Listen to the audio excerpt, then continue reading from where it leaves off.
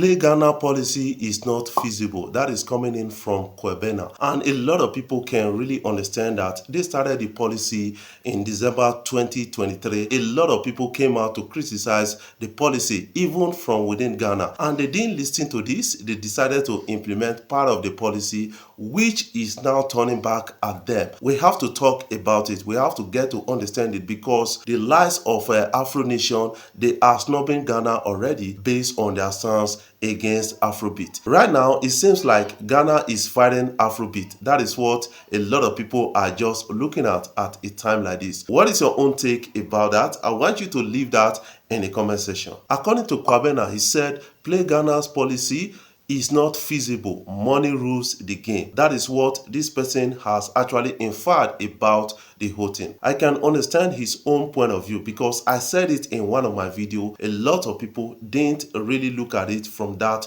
point of view. You are asking somebody to play your song without paying that person for playing that song. That is quite disturbing, and you have to understand it from that point of view. Asking DJs to play your song, are you going to pay them to play your song? Because already those artists, they are playing their songs, are paying for that songs to be played. Do you think you can really pay for your song to be played? Because I cannot imagine myself playing your song and at the end of the day I got bills to pay, and who pays the bills for me? That is the question you need to answer at a time like this. Money rules the game to an extent, and you have to understand it from that point of view. Ghanaians are not really interested in investing huge money in their Afrobeat sector or their music sector so that they can grow it across international boundaries. All they want to do is to localize it, and that is killing the status of Ghana in terms of Afrobeat or music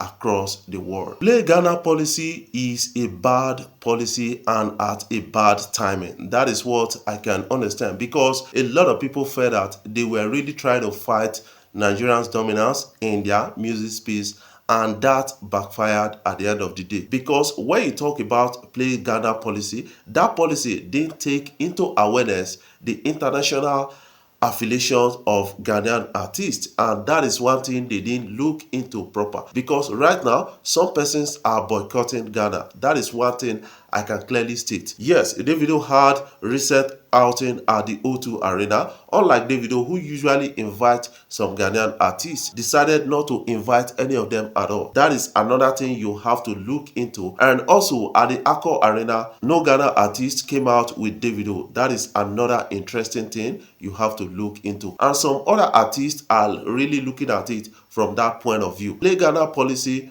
didn't take into awareness international affiliations of Ghanaian artists. That is one thing they need to look into, because if you make good music that transcends international boundary, you won't be begging people to play your songs. That is one thing I believe about good music. Good music always speaks for itself. A particular Ghanaian influencer has attacked Nigerian music artists at a time like this, and a lot of people are flooding the X timeline to drag this guy. According to what he posted on X, he said, still wondering how Nigeria rules African music when all they do is to sing and sleep with women. A lot of people are coming at him right now on X, dragging this guy to feud. That is one thing I kind of understand about the whole thing. And they always use the slightest opportunity to attack Nigeria. Why always attacking Nigeria? Instead of you to build on collaborating with Nigeria, that is your neighbor ruling African music industry, you are here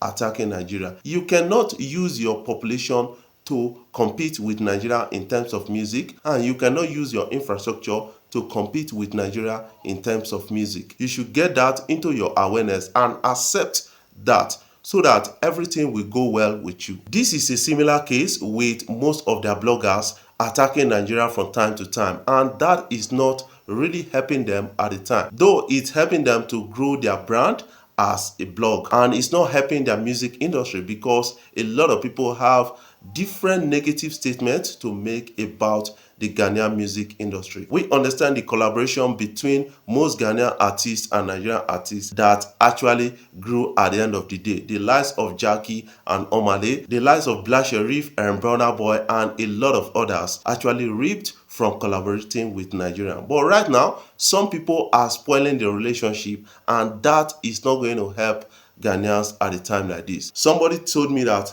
Ghana is gradually falling from the music chart and ranking system in Africa based on their recent poor performances and the rest. According to some of their artists, they came out to say, you know what? Ghanaian people could not stream our songs because of cost of data. Do you think cost of data had effect on Ghana streaming their artists? I think no, because these guys streamed other people's song but could not stream your own song. What is actually wrong? You have to work on promotion, you have to work on collaboration, and you have to invest proper in the Afrobeat sector in your country, and that is the best way to go. Right now, it seems like Ghana is fighting Afrobeat, and some people are not ready for that kind of fight. You cannot fight what is winning. Ghana competing with Nigeria is ridiculous. That is something I can really assure you guys. You have to encourage your artists to collaborate rather than to compete with Nigeria, because they don't have the means to do that.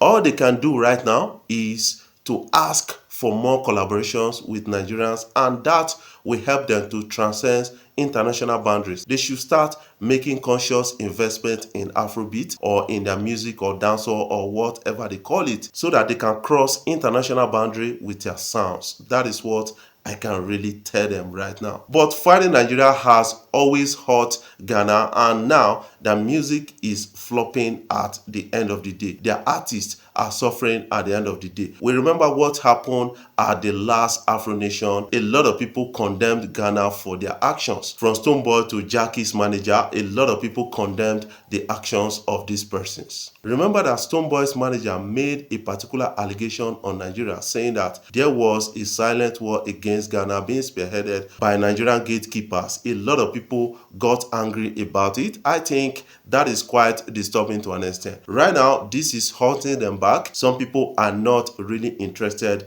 in Ghana artists again, especially A-list artists from Nigeria. They are collaborating with others around the world, leaving Ghana out of the equation. You know what is more ridiculous? Ghanaians competing with Nigerians in Ghana. They are trying to pull out Nigeria from Ghana. That is not going to be easy, because we've made solid investment in Afrobeat. That is quite helping at the time. Collaborating with global brands like Mattel, Hennessy, and the rest will always help you to push your music across nations where they drink these wines. Accept collaborations with Nigeria or lobby for collaborations with Nigeria. That will really help you and grow your music industry. What is your own take about this? I want you to put that in the comment section so that we can talk about it further. Before I jump off, I want to say thank you guys for watching our videos, and thank you for the love so far. If you are new here, you can click the subscribe button below, the bell notification icon, to always get notifications